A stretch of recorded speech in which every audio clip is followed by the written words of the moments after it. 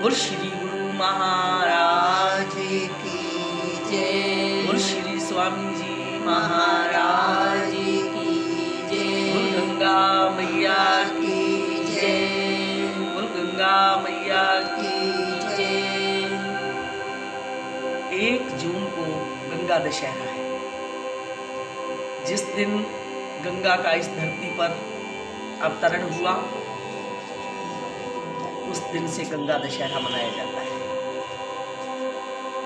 तो गंगा जी का इस धरती पर अवतरण कैसे हुआ? प्राचीन काल में एक राजा सगर बड़े प्रतापी और बलशाली हुए हैं। उन्होंने अश्वमेध यज्ञ किया। अश्वमेध यज्ञ में एक घोड़ा छोड़ा गया, जिस घोड़े को इंद्र ने चुरा लिया।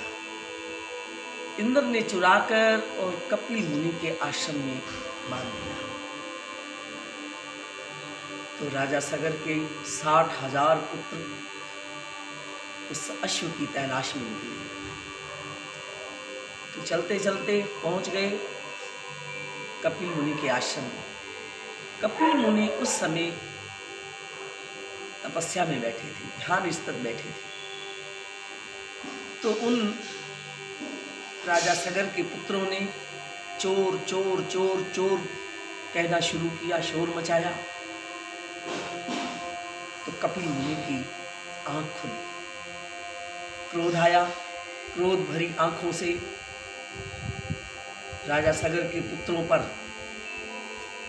नजर पड़ी, तो उसी समय वो राख हो गए। तो राजा सगर का एक और पुत्र अंशुमान, वो अंशुमान वहां आया, कपिल मुनि के आश्रम में प्रार्थना की कि महाराज मेरे भाइयों को मुक्त कर दो।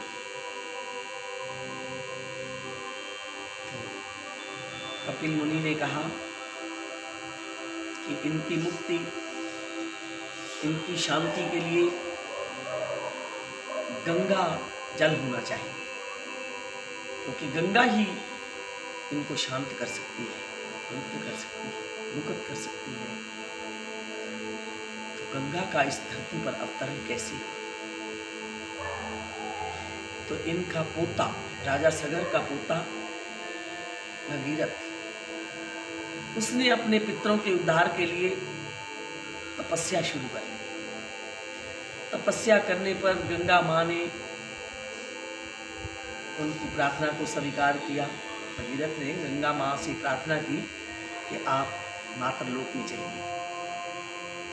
तो स्वीकार कर लिया गंगा माँ ने। और गंगा की इतनी तेज धारा धरती पर कैसे आए? धरती पर आए तो तबाही हो जाए। पर भगवान शंकर की सहायता लेने के लिए तपस्या की भगीरथ ने भगवान शंकर की। तो भगवान शंकर से प्रार्थना की कि प्रभु आप ही कृपा कीजिए, गंगा जी को मातृलोक में ले चलिए।